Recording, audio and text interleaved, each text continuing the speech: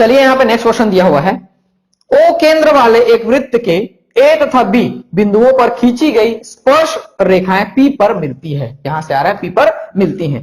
तदनुसार angle A O B 120 degree है। तो एंगल ए मैं लिख लेता हूं यहां पे A P B ratio, angle देखो ए पी बी यानी कि इस एंगल का पूरे का कितना रेशियो है, उसके बाद रेशियो निकालना किसके साथ, ए पी ओ के साथ। इस रेशियो को हमको निकालना है, ए पी ओ के साथ रेशियो निकालना है। ठीक है। The tangents drawn at points A and B of circle centred at O meet at P.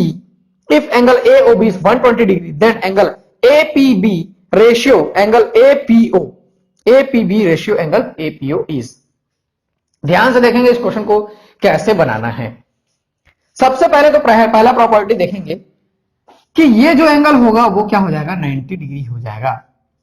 क्या हो जाएगा वो 90 डिग्री हो जाएगा, क्योंकि जो सेंटर से मिलाने वाली जो बिंदु होती है किसको, स्पर्श रेखा जहां पे टच करते रहती है, और ये जो सेंटर वो हमेशा 90 डिग्री, मतलब ये दोनों क्या हो जाएंगे 90 डिग्री हो जाएंगे। दोनों क्या हो गए 90 डिग्री हो गए सीधा सीधा। ठीक है।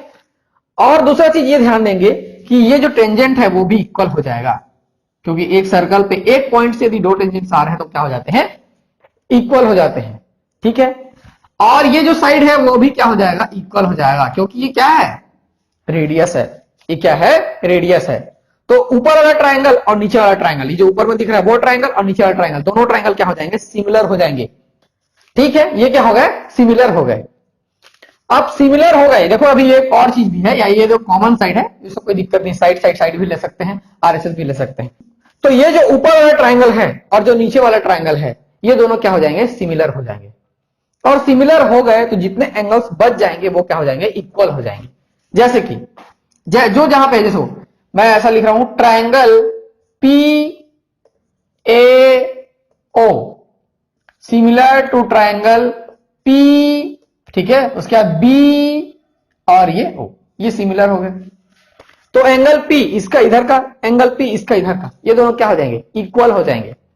क्या हो जाएंगे, इक्वल हो जाएंगे। मतलब ये x है तो ये भी x है, ये 90 है ये भी 90, ये जितना है ये भी उतना हो जाएगा। तो यहां से तो डायरेक्ट हम लोग रेशियो निकाल सकते हैं। कैसे, पहले ये देखो, पहले ये 90 है, ये 90 है, ये 120 है, तो ये 60 हो जाएगा। ये क्वाड्रिलेटर बन रहा है तो टोटल कितना हो जाएगा, 60 हो जाएगा। टोटल कितना हो जाएगा, 60 हो जाएगा। एंगल P टोटल 60, 90 90 60 120 जोड़ेगा तो 360 आता है। ठीक है। और दोनों के बीच रेशियो निकालना हमको, ए पी बी, देखो ए पी बी ये 60 और ए पी ओ ये 30, उसका आधा है 30 हो जाएगा, तो रेशियो 30। ये ऐसा मैं लिख लेता हूं, ये हो जाएगा 2:1, 2:1। ये तो 120 दिया था इसलिए वैसा कर लिए, मान लो नहीं देता तो सीधा सीधा जाएगा 2x रेशियो x, इसको भी ऐसा कर सकते थे हम लोग, ये भी 2:1 आ जाता। सीधा सीधा हमारा आंसर 2:1 यहां पे आ जाता। कोई प्रॉब्लम नहीं है। आप क्या है, ज्योमेट्री में जितना ज्यादा और दिमाग लगाएंगे और बनते चले जाएगा वो, ठीक है, लेकिन हमको सबके सरल तरीका इस्तेमाल करना है। तो ये अच्छा क्वेश्चन था, ऐसे क्वेश्चन भी आपसे बनना चाहिए। अभी और क्वेश्चन है उसको भी बना के देखते हैं।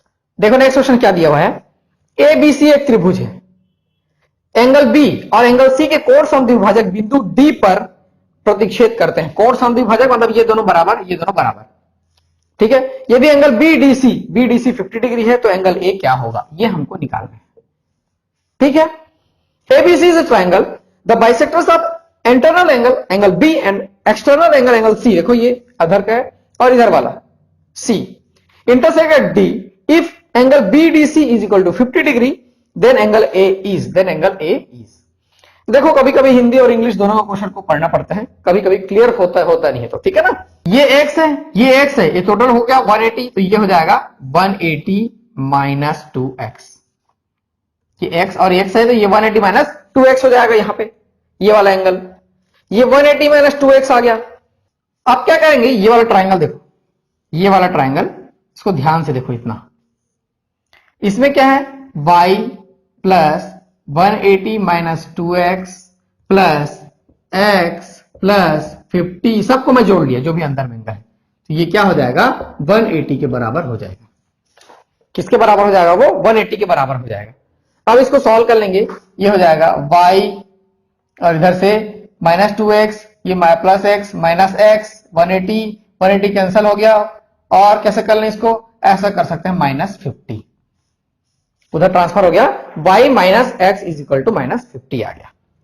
ठीक है, अब देखो आगे कैसे करेंगे, इसको ध्यान में रखेंगे ना, अभी ये इक्वेशन के बीच में आया हुआ है, ऐसा तो एंगल आएगा नहीं।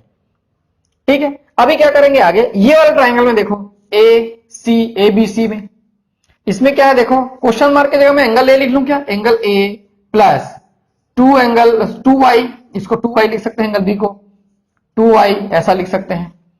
और ये 180 minus 2x is equal to 180, ये ऐसा हो जाएगा अंदर वाले ट्राइंगल में, ठीक है ना।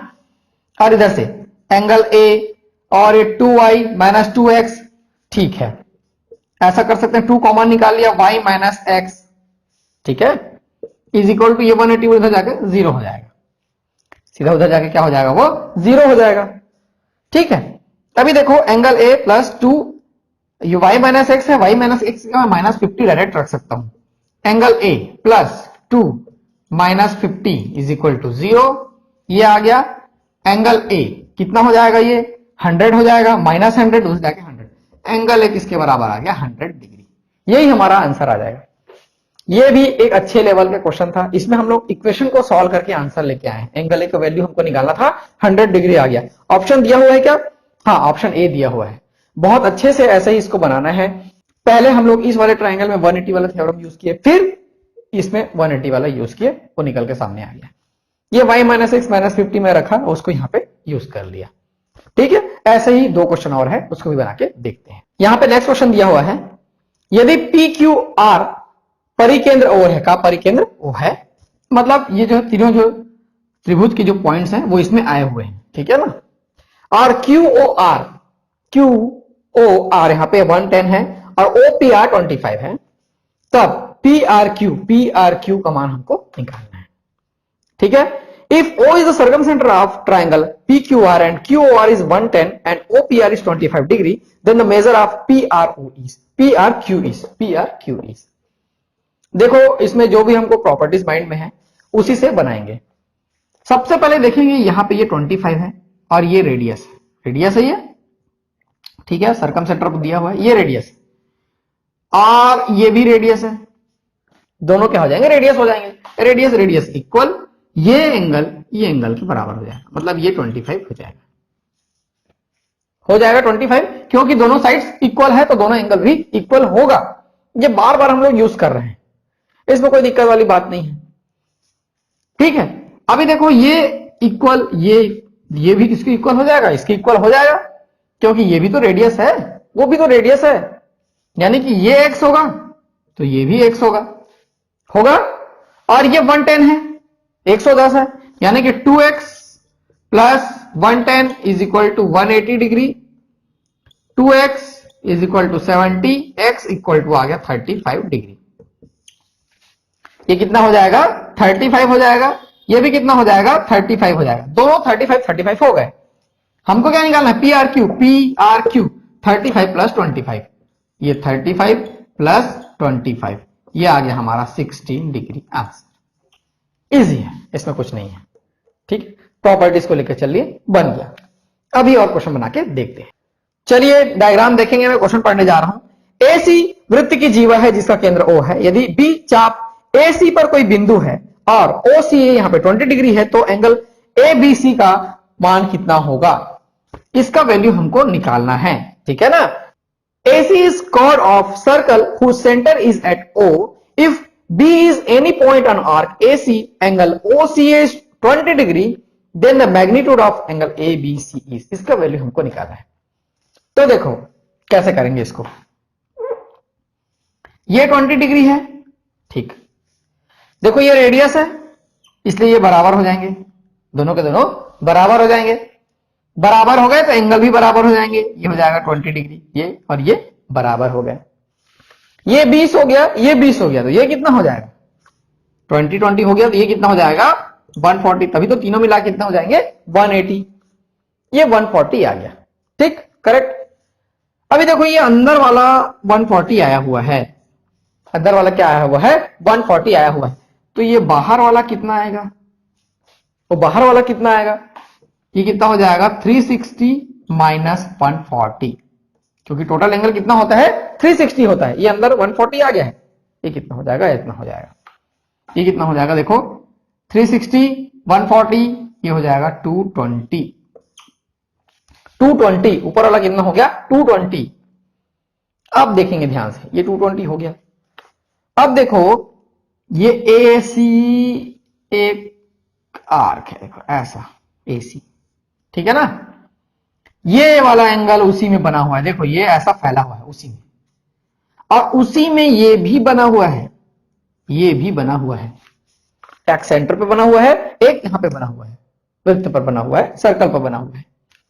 तो ये जो एंगल होगा इस एंगल का क्या हो जाएगा, आधा हो जाएगा, हाफ हो जाएगा। हम लोग उत्तर समय से पढ़ते हुए आ रहे हैं, तो 220 डिवाइडेड बाई 2, ये आ गया 110, कितना आ गया 110, एंगल ABC 110 डिग्री आ जाएगा आंसर। मैं जब इस क्वेश्चन को सॉल्व कर रहा था तो यहां तक पहुंचने के बाद आगे नहीं बढ़ पा रहा था, क्योंकि मैं इधर ध्यान ही नहीं दे रहा था, इधर मैं ध्यान ही नहीं दे रहा था, यहीं पे बनाने की कोशिश कर रहा था। साइक्लिक कोऑर्डिनेटर के प्रॉपर्टी, साइक्लिक कोऑर्डिनेटर तो है नहीं क्योंकि वो सेंटर पे बना हुआ है, इसको इधर टच होना फिर कैसा, तो ऐसा करके वो समझ में आ नहीं रहा था मेरे को। फिर बहुत ध्यान से देखा तो ये आर्क वहीं पे बना हुआ है, तो ये बहुत ऐसा कभी कभी हो जाता है, ऐसा आपसे भी बिल्कुल ऐसा होगा, आपको दिखाई नहीं देगा कि यहाँ पे एक प्रॉपर्टी यूज हो सकता है। ठीक है, अभी एक क्वेश्चन और बना के देखते हैं। नेक्स्ट क्वेश्चन मैं पढ़ रहा हूं, ध्यान से सुनेंगे। ये ऐसा प्रश्न है जिसको जनरली स्टूडेंट्स एग्जाम में छोड़ देते हैं, ट्राई ही नहीं करते हैं, ऑप्शन देख के ही ट्राई नहीं करते हैं कि ये नहीं बनेगा, ऐसा प्रश्न है ये, ठीक है ना। ABC एक चक्रीय त्रिभुज है, मतलब सर्कल के अंदर है वो। BAC एंगल BAC, देखो BAC ABC और BCA के द्विभाजक वृत्त पर क्रमशः PQR पर मिलते हैं, मतलब उसके बाइसेक्टर्स। अब इंग्लिश से पढ़ूंगा तो एंगल RQP का मान हमको निकालना है, ठीक है। ABC is cyclic triangle and bisectors of angle BAC, ABC and BCA meets the circle at PQ and R respectively, then angle RQP is RQP, ये हमको निकालना है, ये जो एंगल है ये हमको निकालना है, RQ और इधर से ये P से मिला देते हैं, इस एंगल को हमको निकालना है, ठीक है। बहुत इंटरेस्टिंग क्वेश्चन है ये, मैं बार बार बोल रहा हूं कि ऐसा क्वेश्चन स्टूडेंट एग्जाम में छोड़ देते हैं, ठीक है। तो देखते हैं इसको हम लोग कैसे निकालेंगे। सबसे पहले देखो BQP, ये जो एंगल है उसको देखो, बाकी एंगल को छोड़ दो, बस इसी एंगल को देखो। ये जो एंगल है, मतलब ये जो बन रहा है, देखो यहां से यहां तक ऐसा बन रहा है, ये ऐसा बन रहा है, और सेम इसी आर्क पे ये भी बना हुआ है। देखो ध्यान से ना, मैं इसको ड्रॉ करूंगा फिर ऊपर गंदगी हो जाएगा, सेम उसी पे बना हुआ है, ये जहां पे बना हुआ है उसी पर ये भी बना हुआ है, ठीक है। मतलब एंगल BQP किसके बराबर हो जाएगा, एंगल BAP के बराबर हो जाएगा। किसके बराबर हो जाएगा, एंगल BAP के बराबर हो जाएगा, एंगल BAP के बराबर हो जाएगा। ये दोनों बराबर हो जाएंगे, ये दोनों बराबर हो जाएंगे, सेम आर्क पे बना हुआ है, ठीक है। और ये क्या है, एंगल A का आधा है, क्योंकि ये बाइसेक्टर है, क्योंकि ये बाइसेक्टर है तो ये एंगल A का आधा है, ठीक है। तो 1/2 एंगल A ऐसा लिख सकते हैं, एंगल BQP का वैल्यू 1/2 एंगल A आ गया, ठीक।